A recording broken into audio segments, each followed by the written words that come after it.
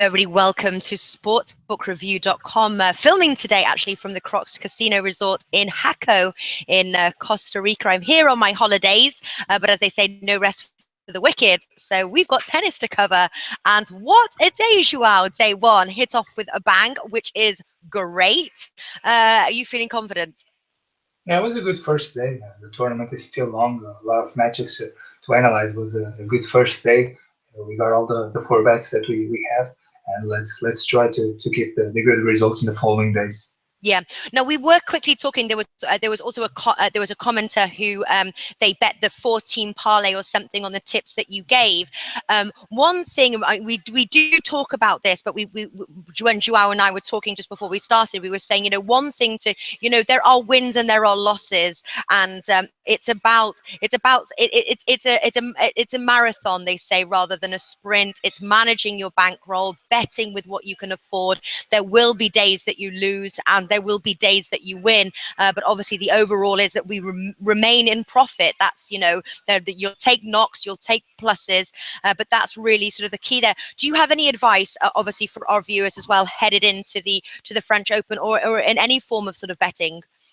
Well, one of the phrases that you mentioned, not a sprint, it's a marathon.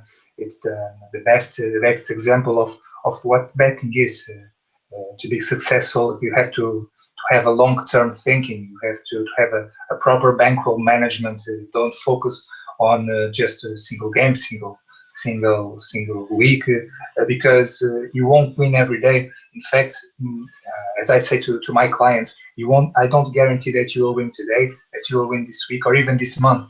I guarantee that you will win in the long term. That's what our results prove throughout the years. But it's impossible to predict that tomorrow is going to be a winning day.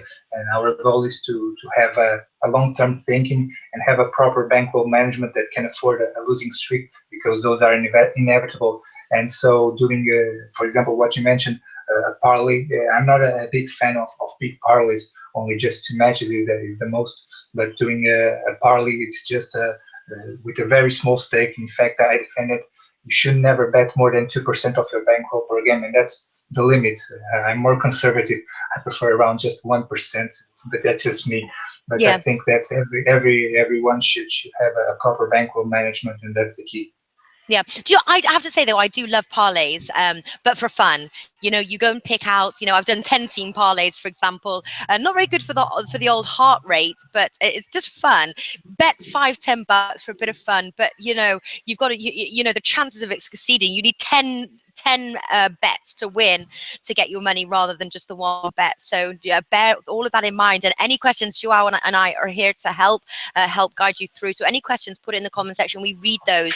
So anything we can do to help. But listen, let's crack on. I'm sure everybody wants to hear your day two picks of the day. Let's start with women's today. What have you got?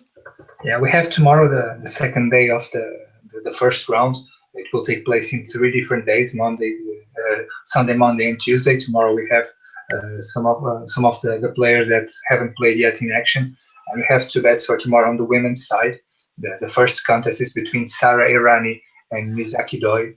And for those who follow tennis, you know that Errani is a former French runner-up.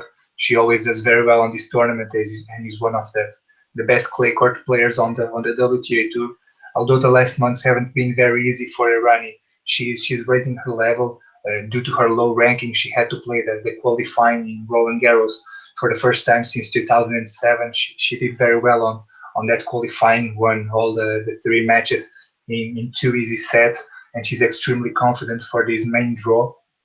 She's going to play against Misaki Doi, a player who can be very dangerous on fast court conditions. On clay, she can be a competitive player, but not as good as she is on the fast court conditions. But the key here is the fact that Doi retired from Nuremberg last week due to an abdominal injury just a couple of days ago, and there are some uncertainties regarding her physical condition. She might not be at 100% for this match. When looking at the prices for this match, we have Errani to win. She's a big favorite at 1.44 on William Hill. Although it might be tempting to go with the spread, have to consider two facts. One of them is the fact that Rani might win and not covering the spread. She sometimes is involved in big battles, and that's what makes her made her a top player. So it would be surprising to see a Rani winning in the three close matches, in the three close set match. But the other fact to keep in mind is that Doi had that physical problem, and if Doi retires from the match, you won't win if you bet on the spread.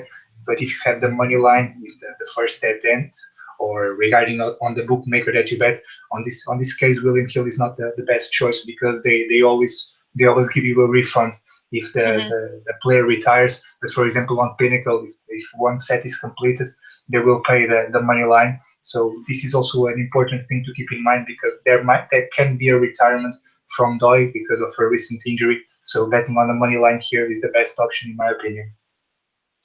Okay, and then via Pinnacle, you said. Yeah, exactly. Or other sportsbook that Yeah. guarantees that is paid after the first set. Okay. All right. Great tip there. And what's your second value play there for day two? The second one on the women's side is in the contest that involves Irina Camelia Begu from Romania and Mariana Duque Marinho from Colombia.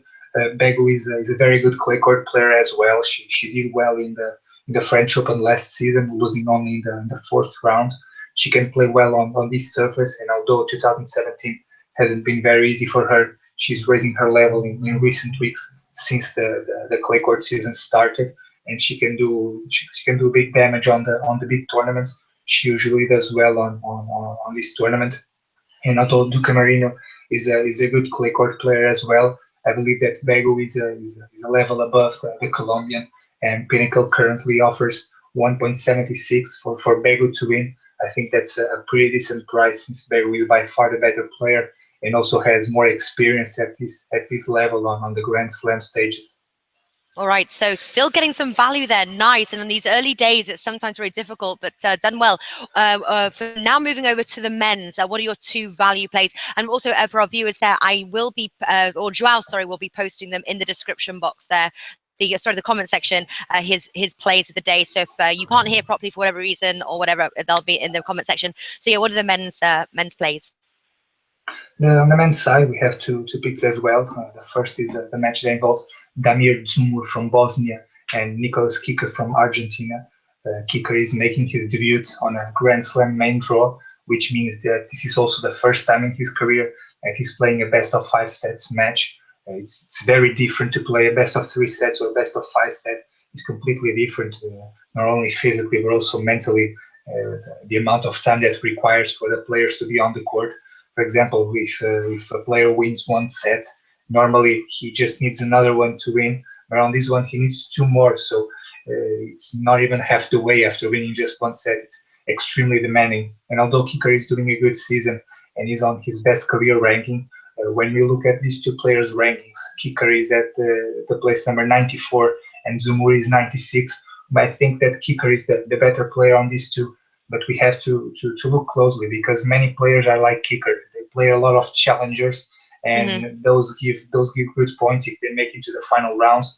If you look at his total points, more than 60% of those were achieved on the Challenger Tour, while Zumur plays much more often. The ATP World Tour is usual to is used to a higher level. He also has a good record on Grand Slam events, already made it two times into the third round.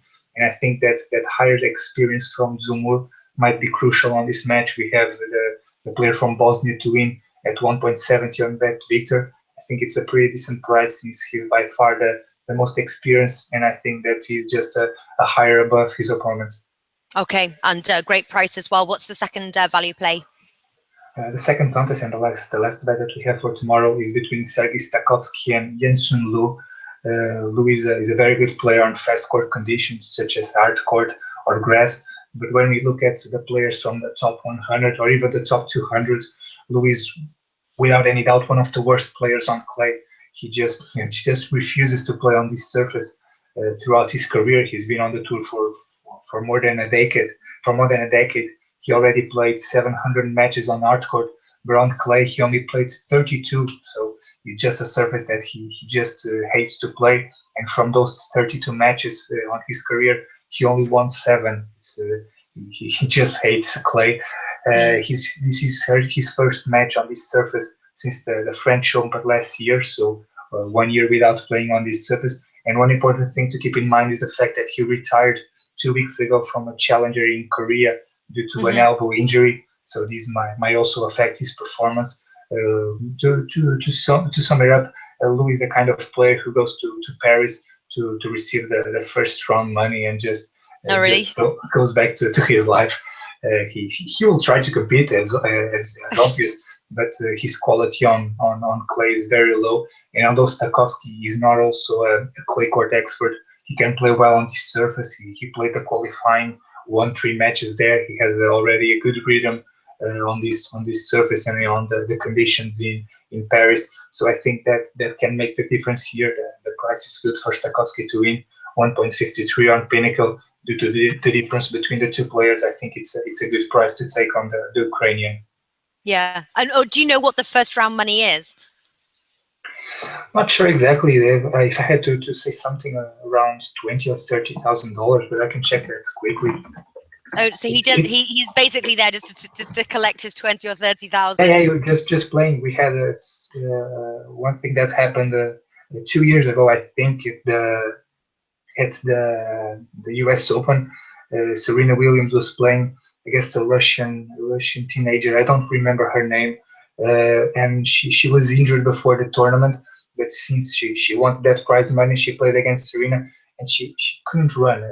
Basically, she couldn't run. She was walking on the court. Just She was wanted them just like with like a crutch and is like sort of trying to play tennis or something just so he should get the money. That's funny. Yeah. I think the price €30,000. Yeah.